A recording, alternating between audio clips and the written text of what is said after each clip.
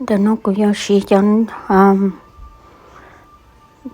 chát luôn để nó cho lừa răng của cho mỏ này ấy cũng giống món ăn chỗ này. So I use this black rice to dye my white rice to make the ncuav. This is I'm going to wash it and boil it first and then mix with the white sticky rice. Cô sẽ chọn rát luôn đó nó cho luôn cô mới giọt lên thì cô lên mà mó hầu nó để cô mó hầu ít lại cô lên mà mó cho luôn cho dít lết ra cho thì cô lên mà mó tròn rồi chọn rát lấy nè để mó tròn ít mỏ thì mó ăn chỗ nó nữa.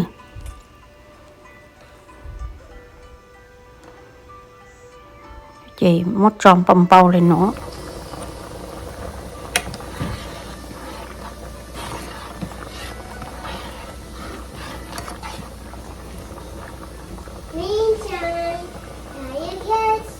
Bông bao lên nó thì cô chăm bao lên cái cậu nà thì cho cỏ nà thì nữa. I let it boil for 10 minutes to 12 minutes. Then I let it sit for 5 minutes. And I wash my white rice right now. Cô muốn cho mỏm đậu rợ nữa. Muốn rợ ó tỏ, bé tỏ. Chị cô lên mà muốn cho lù sơ cho chăm lậu này.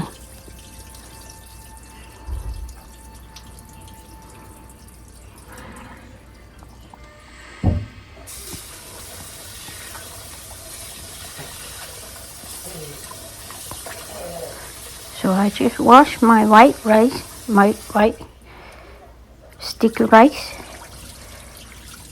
3 times before I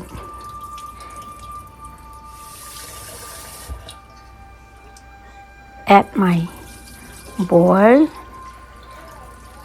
sticky rice or purple rice into it. Then nó thêm một chọn rát luôn nữa. I add the black rice. Not too cold, but I add cold water into it, so make sure not too hot. And then I mix them. Let it soak overnight.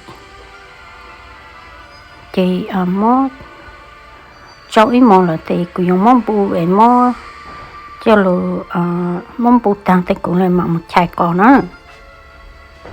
So I strain the rice first. You could soak overnight or you could soak 5 hours, 4-5 hours should be good enough. So how I do. So I use the yuca like this. I peel the yuca and then I slide it and I'm going to mix the yuca with the rice. Sticky rice before I steam it. Cũng muốn cho con tông đó nó lại ha nó chạy tăng thì cũng muốn lại tức là tinh nhà đó thì cũng lên mạng nó do cho con tông nó rồi thì cũng sử dụng bê tông là nó cho con tông nó mà tới ra cái vô tao luôn là tới gì nếu tôi lưu rồi đó thì cũng dùng tao rồi thọc cây sẽ là tao nữa thì nó do cũng sử dụng.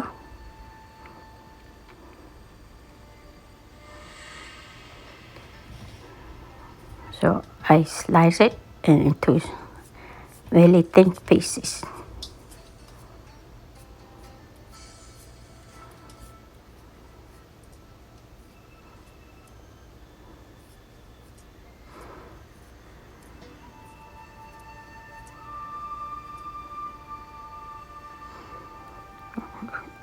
After I slide it a little long, so I try to make it shorter.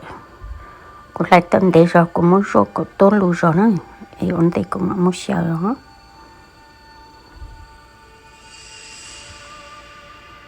Sợ tàu thì dùng mất chú nè. Dùng mất ông lại tàu thì dùng mất sợ ấy dùng mất chú nè.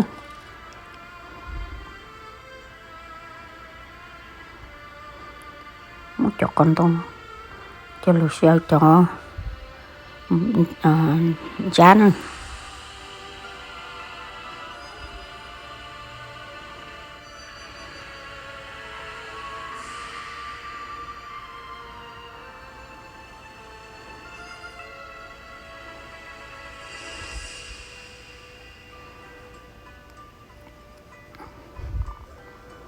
Bằng ấy dùng mất chú nè.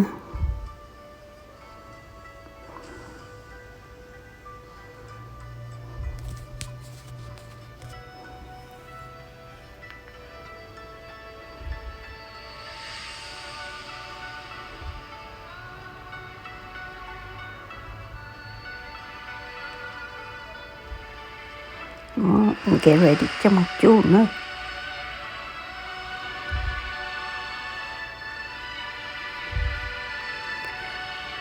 Stay for 30 minutes and it will be ready. Một chút bé cho nó thì tên nó xả lại cái món rủ rủ dỗ tàu nữa.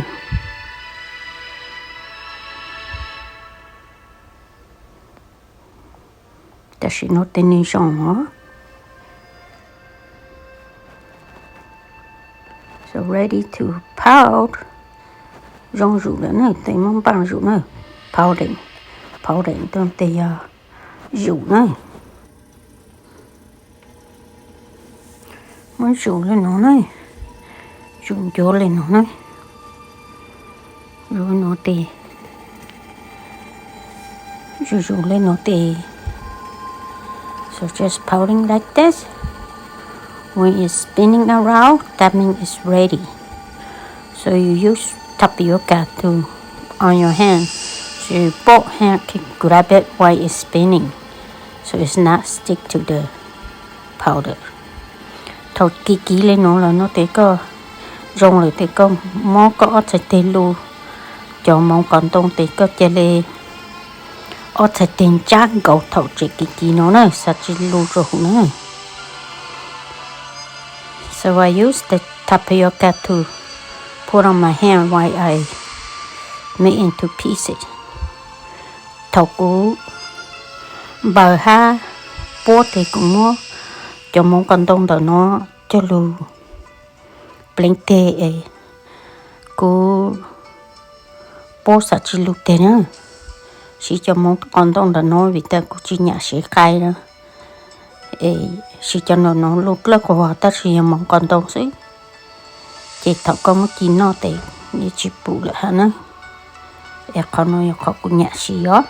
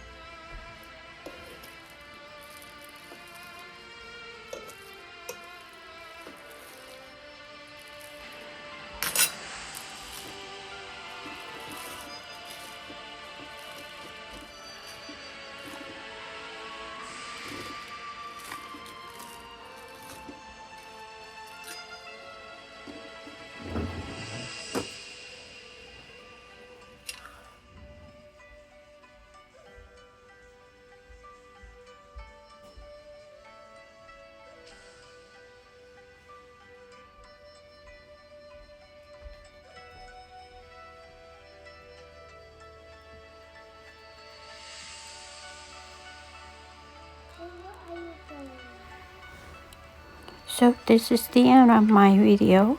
Thank you for watching. So this is how we eat, and then thanks so much.